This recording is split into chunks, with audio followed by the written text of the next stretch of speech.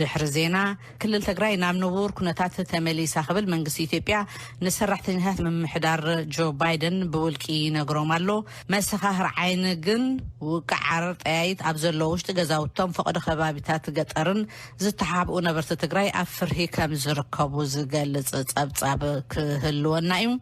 بدحريو خام حبرت أفريقيا دحننا تجازيتينها نمحياش زجبر زلوا عرض ملكت صعب كهلون نايم نقولهم سنة مسيخم الدلات نخت كتاتلو زعد مكم مني أفورك إذا هنقدمينا كابتول دول جبريل قبل علي مرحتي حوحات لعلو سبب السلطان كمود ما وتهدراوي مكونات زنبرو على حاصل جزية كسي كم زمسرت فدرال عقاب حق إثيوبيا فليتوم أبتي زسكا حكيت شفا ماي كادرا كام مانغوز تساتوفو ناي مبزحتي مننت كم زفلت وانت حبير الله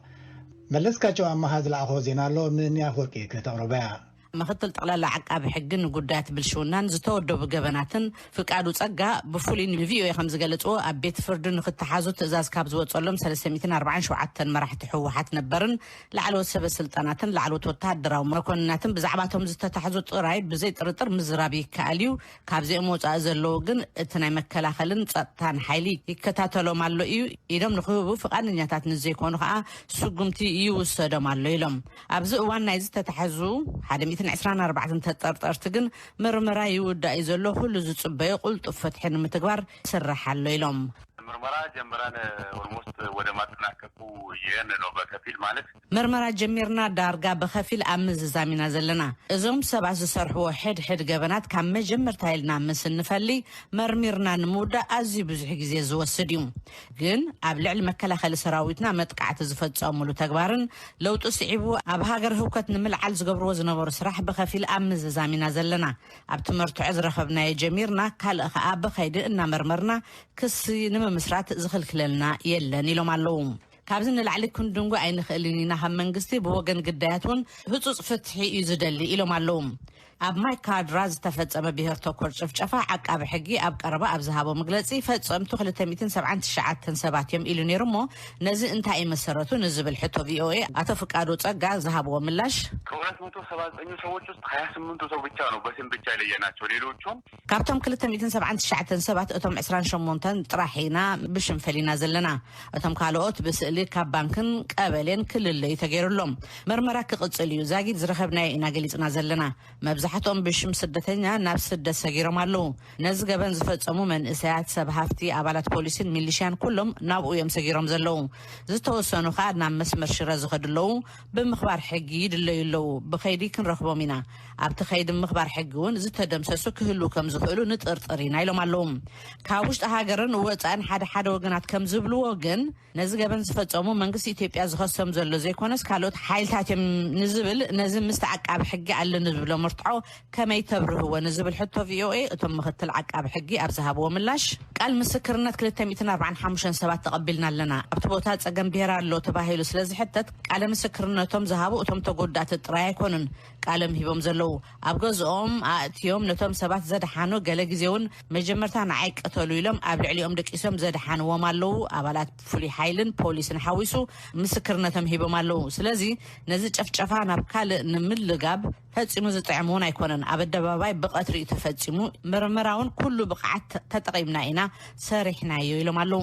ቁጥር ግዳያት ግን ቅድም ዝተገልጸ ካብ 677 ዝብል ነይሩ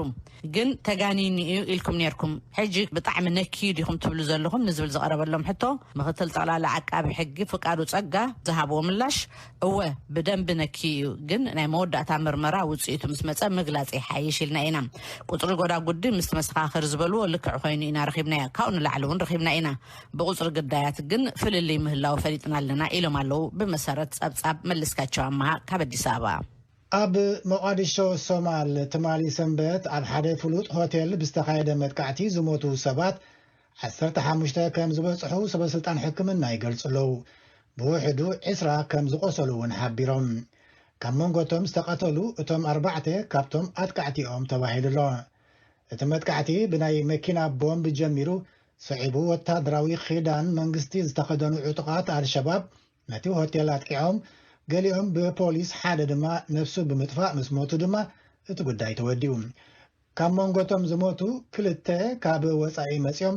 ሕጽነቶም ኣብቲ ሆቴል ዘሕልፉ ምንባሮም እውን ተሓቢሩሎም ዓሰርተታት ሰባት ድማ ክድሕኑ ከም ዝኸኣሉ ተገሊጹሎ ካብ መንጎኦም ሓደ ወኪል ድምፂ ኣሜሪካ ክፍሊ ሶማል ምንባሩ እውን ተፈሊጡ ክልል ትግራይ ናብ ንቡር ኩነታት ተመሊሳ ክብል መንግስቲ ኢትዮጵያ ንሰራሕተኛታት ምምሕዳር ጆ ባይደን ብውልቂ ይነግሮም ኣሎም ሓድስቲ መሰኻኽር ዓይኒ ይገልጽዎ ከም ዘለዉ ግን ውቃዕ ዓረር ጠያይት ኣብ ዘለዎም ውሽጢ ገዛውትን ፈቆዶ ከባቢታት ገጠርን ዝተሓብኡ ነበርቲ ትግራይ ኣብ ፍርሂ ከም ዝርከቡ ገሊፆም ኣለዉ እቲ ኩናትን ሕፅረት ምግብን ዘሕደረ ጽልዋ ገና ኣይተፈልጠን ንጸብጻብ ኣሶሺየትድ ፕረስ ገብረ መድህን ካቅርቦ እዩ በዓል ስልጣን ዶብ ኣልቦ ሓካይም ዶክተርስ ዊዛውት ቦርደርስ ናይ ዝተባሃለ ዓለም ለኸ ትካል ዝለዓለ በዝሒ ዘለዎ ህዝቢ ብሓቂ እውን ብቐታሊ ሳዕበናት ይሳቀሎ ክብሉ ኣጠንቂቖም ሓደ ናይ ቀደም በዓል ስልጣን ኢትዮጵያ ካብ ገጠር ትግራይ ብስልኪ ከም ዝበልዎ ምስ ኤርትራ ኣብ ዘዋስኑ ርሑቕ ከባቢታት ቅድሚ ምእካብ ምህርቲ ወታደራት ስለ ዘቃጸልዎ ወይ ስለ ዝሰረቕዎ ጥሜት ነቲ ገባር ቆሪንዎ ኣሎ ኢሎም ኣብ መንጎ ሓይልታት ኢትዮጵያን ትግራይን ኣብ ሕዳር ዝጀመረ ግጭት ቀፂሉ ኣሎ ገሊኦም ሜላታት ርክብ ተቋሪፆም ነበርቲ ዝወረደ ነገር ዝርዝር ሓበሬታ ንምሃብ ብፍርሒ ተዋሒጦም ዳርጋ ኩሎም ጋዜጠኛታት እውን ከይኣትዉ ተኸልኪሎም ኣሽሓት ሰባት መማቶም ይእመን ምክትል ቀዳማይ ሚኒስትር ኢትዮጵያ ኣቶ ደመቀ መኮነንን መሳርሕቶምን አትላንቲክ ካውንስል ዝተባሃለ ትካል ዝሓለፈ ዓርቢ ኣብ ዘካየዶ ናይ ውልቂ ኣኼባ መብርሂ ሂቦም ኣለዉ ኣብ ትግራይ 1.5 ሚልዮን ሰባት ሰብኣዊ ሓገዝ ረኺቦም ኣለዉ ኢሎም ስደተኛታት ኤርትራ ብሕማቕ ተታሒዞም ዝብል ሕሶትን ፖለቲካዊ መበገሲ ዘለዎም ክስታትን እዮም ክብሉ ዝኸፍትኦም ምግላጾም ፋና ብሮድካስቲንግ ኮርፖሬሽን ጸብጺቡሎ ሰራሕተኛታት ባይደን ኣብቲ ኣኼባ ምስታፎም ጸብጻብ ፋና ሓቢሩ ኤርትራውያን ስደተኛታት ኣብ ጎኒ ወታደራት ኢትዮጵያ ብምዃን አንጻር ሓይልታት ትግራይ ብዝተዋግኡ ወታደራት ኤርትራ ኢላማ ኮይኖም ኣለዉ ምምሕዳር ባይደን እሙናት ፍጻመታት ስርቂ ምዕማጽ ደቂ ኣንስትዮን ካልኦት መግሃስታትን ብምጥቃስ ኤርትራ ብዘይወዓል ሕደር ክትወፅእ ጽዕንቶ ይገብር ኣሎ ዋላ ናይ ኢትዮጵያ ናይ ቀረባ መግለጺ ከምዚ እንተበለውን ኣብ ቀረባ ዝተሾመ ምምሕዳር ትግራይ ግን ልዕሊ 4.5 ሚልዮን ሰባት ህጹጽ ረድኤት ምግቢ ከም ዘድልዮን ገለ ሰባት ድማ ብጥሜት ምሟት ከም ዝጀመሩን ገሊጹሎ ኣብ ትግራይ ኣተሓባባሪ ዶብ ኣልቦ ሓካይም ዶክተርስ ዊዛውት ቦርደርስ ኣልበርት ቪናስ ዘውፅዎ ሓድሽ ሓበሬታ ብሰንኪ ውግእን ፍቓድ ንምርካብ ኣጸጋሚ ብምዃኑን ምእታው ኣብ ዘይከኣለሎም ኣብ ከባቢታት ገጠር ክኸውን ብዝኽእል ኣዝና ተጨኒቕና ኣለና ኢሎም ኣስዕብ ኣቢሎም ድማ ዓበይቲ ዓዲ ናይቲ ማሕበረሰብን ባህላዊ መራሕትን ናይዞም ከባቢታት እዚኦም እቲ ኩነታት ኣዝዩ ሕማቕ ምዃኑ ነጊሮምና እዮም ኢሎም ኣለዉ ዝሓለፈ ዓርቢ ኣብ መርበብ ሓበሬታ ኣብ ዝወፀ ጽሑፎም ኣብ ትግራይ ነበርቲ ስልኪ ቁጽሮም ኣብ ወረቐት እናጽሓፉ ስድሮኦም ንሰሙናት ሃለዋቶም ዘይፈልጡ ክደልዩሎም ንመሳርሕቶም ከም ዝሃብዎም ኣልበርት ቪነስ ገሊፆም ኣለዉ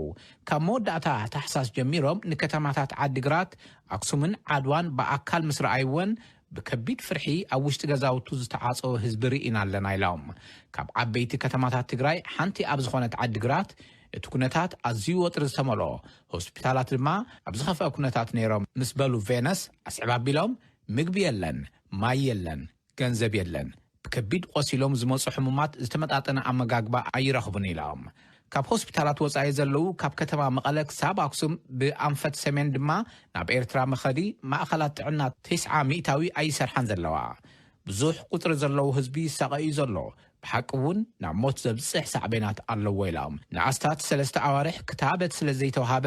ኣብ ቀረባ ለበዳ ከይልዓል ንሰጊ ኢና ኢሎም ቪናስ ብምውሳኽ ወርልድ ፒስ ፋውንዴሽን ዝተባሃለ ትካል ዝሓለፈ ዓርቢ ኣብ ዘውፅኦ ካሊእ ጽሑፍ ድማ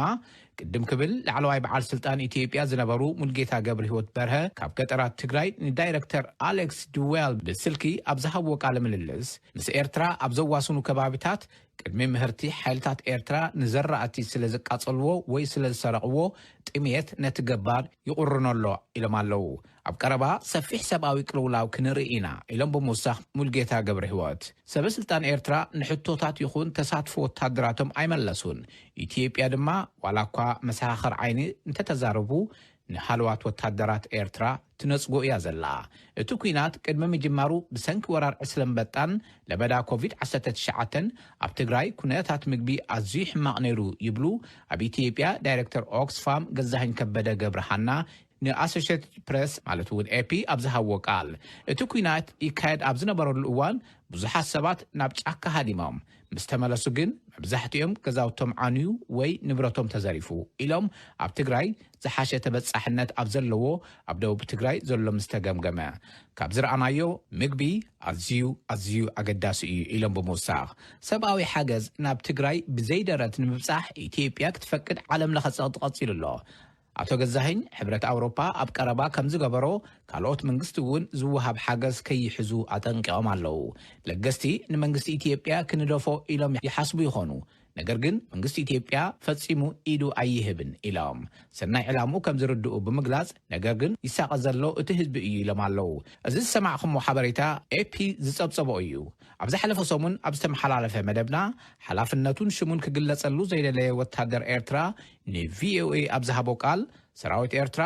ኣብ ከተማታት ትግራይ ንተጋሩ የድሕንን ይከላኸለን እዩ ነይሩ እቲ ዝበሃል ዘሎ ግፍዒ ኣይፈጸመን ክብል ብምሕባር ሕዚ ኣብ መሬቱ እዩ ዘሎ ክብል ገሊጹ ኣሎ